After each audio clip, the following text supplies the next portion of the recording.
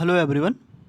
ये हम लोगों के जो एनसीईआरटी सार संग्रह से अभी ऑप्टिक्स जो हम लोग की प्रकाशिकी है उसका लेक्चर है। और इससे पहले हम लोग बहुत सारे लेक्चर को ख़त्म कर चुके हैं।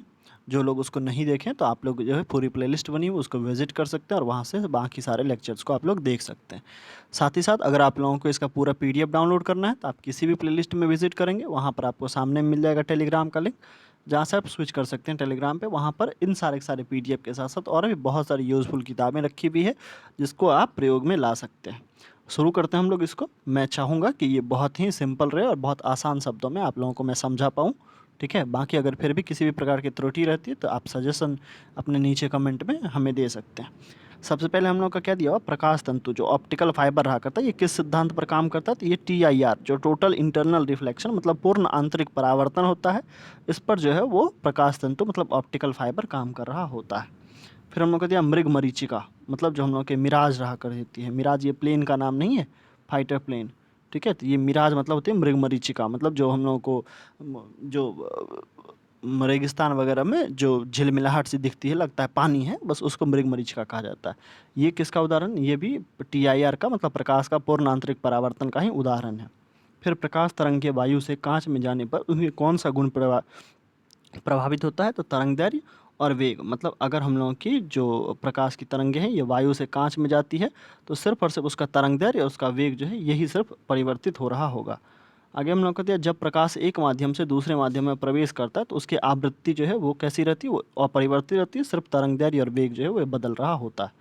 फिर निर्वात में प्रकाश की गति कितनी होती है, तो निर्वात में प्रकाश की गति होती है 3 × 10⁸ मीटर पर सेकेंड। प्रकाश संश्लेषण की क्रिया में ऊर्जा का रूपांतरण किस प्रकार से होता है, तो ये प्रकाश ऊर्जा जो ये रासायनिक ऊर्जा के रूप में बदल रही होती है प्रकाश संश्लेषण मतलब फोटोसिंथेसिस में। दाढ़ी बनाने के लिए किस दर्पण का प्रयोग करा जाता है, तो ये अवतल दर्पण जिसको कॉनकेव मिरर कहते हैं उसका प्रयोग करा जाता है। याद कैसे रखेंगे, तो ये होता है कॉनकेव मिरर जिसमें हम लोगों का जो है ये वाला पार्ट रहता है पॉलिश करा हुआ, और ये होता है इधर से हम लोगों का रहता है रिफ्लेक्टिव सरफेस, ये धंसा हुआ है मतलब केव के शेप का, तो इसको कॉनकेव नाम हम लोग दे रहे होंगे। आगे हम लोग का दिया प्रकाश सजावट के लिए जो विसर्जन लैंप रहा कर रहा था, मतलब जो इमर्शन लैंप रहता है उसमें किस गैस का प्रयोग कर रहा था, तो नियॉन का। क्यों, क्योंकि ये प्रकाश को काफ़ी ज़्यादा रिफ्लेक्ट करता है।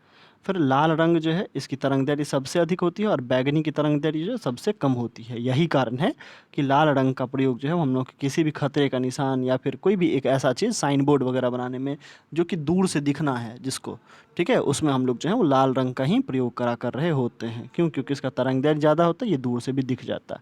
फिर दिया क्षितिज, मतलब हॉरिजॉन के समय सूर्य और चंद्रमा के दीर्घ वृत्ताकार दिखाई देने का क्या कारण है, ये है प्रकाश का अपवर्तन मतलब रिफ्रैक्शन। उसका क्या है, रिफ्रैक्शन, रिफ्लेक्शन नहीं, परावर्तन नहीं, ये है अपवर्तन। फिर दिया वर्तमान वास्तविक सूर्योदय के कुछ समय पहले ही सूर्य क्यों हम लोग को दिखाई देने लगता है, तो ये प्रकाश के अपवर्तन के कारण होता है। और साथ ही साथ सूर्यास्त जो है वो भी कुछ समय के बाद होता है एक्चुअल। आगे खतरे के संकेतों के लिए लाल प्रकाश का प्रयोग क्यों करा जाता है, क्योंकि अभी हम लोग तुरंत देखें लाल प्रकाश का प्रकीर्णन जो स्कैटरिंग जो सबसे कम होता है, क्योंकि इसका तरंगदैर्घ्य जो है वो क्या था, तरंगदैर्घ्य इसका सबसे अधिक था इसीलिए। ठीक है, मतलब दूर से ये हम लोग को आराम से दिख जाता है।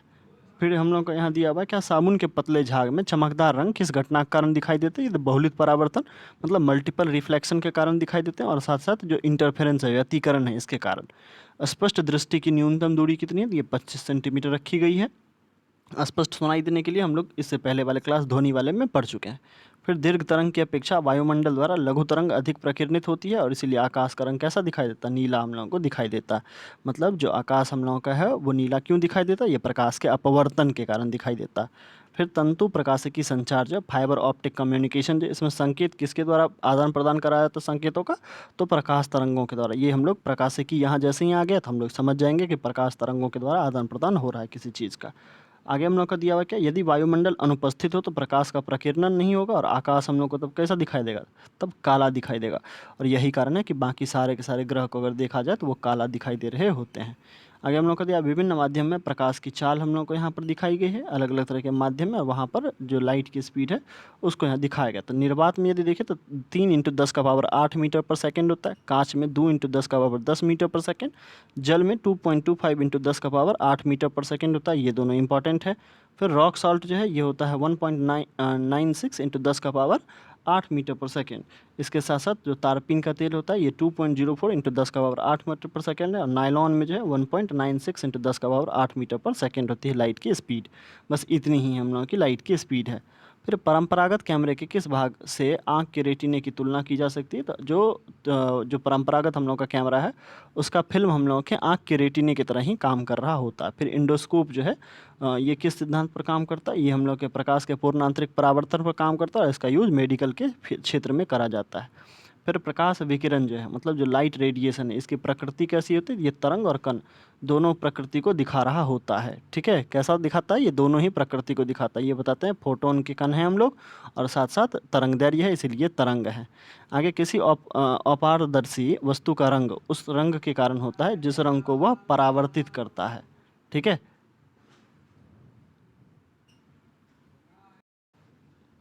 मैं बता रहा था कि कोई भी जो अपारदर्शी वस्तु हम लोग के रहेगा उसका रंग किस चीज़ पर डिपेंड करेगा? तो वो कौन सा कलर परावर्तित करता है इस चीज़ पर वो डिपेंड कर रहा होगा। फिर हीरा उच्च अपवर्तनांक के कारण चमकता है क्योंकि हीरे का अपवर्तनांक जो है वो अधिक होता है, और इसलिए उसके तराशने पर जो है उसकी चमक भी बढ़ जाती है। अगर हीरा हम लोगों का ऐसे रहे, बिना तराशा हुआ हीरा रहे, तो उसका वैल्यू जो है बहुत ही कम माना जा रहा होता है। प्रकाश की गति किस माध्यम में सबसे ज़्यादा होती है? तो कांच में जो प्रकाश की गति सर्वाधिक मानी जाती है। सबसे कम किस माध्यम में होती है? तो कांच में ही मानी जाती है सबसे कम।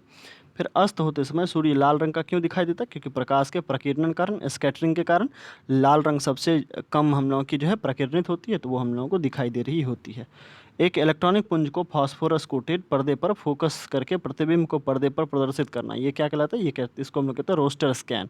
क्या? रोस्टर स्कैन कहते हैं। फिर दूरदृष्टि दोष जो होगी, हाइपरमेट्रोपिया जो हम लोगों की रहेगी, इसके निवारण के लिए किस लेंस का प्रयोग करेंगे? तो उत्तल लेंस का। और अगर यही हम लोग से पूछ लिया जाए सिर्फ कि जो हम लोग की निकट दृष्टि दोष रहेगी उसके लिए, तो उसके लिए अवतल लेंस का हम लोग प्रयोग करते हैं। ठीक है, कॉनकेव मिरर का। फिर नीला, हरा, लाल, ये 3 ठो मात्र प्राथमिक रंग है, बाकी सारे के सारे रंगों का निर्माण इन्हीं के मिश्रण से प्राप्त हो रहा होता है। वस्तु के त्रिविमीय मतलब 3D प्रारूप को अगर जो है वो अंकित और पुनरावृत्त करने की तकनीक को हम लोग क्या कहते हैं? तो हम लोग कहते हैं उसको होलोग्राफी। मतलब होलोग्राफी के द्वारा हम लोग किसी भी वस्तु को जो है आभासी रूप से सामने में 3D में बता सकते हैं, बना सकते हैं।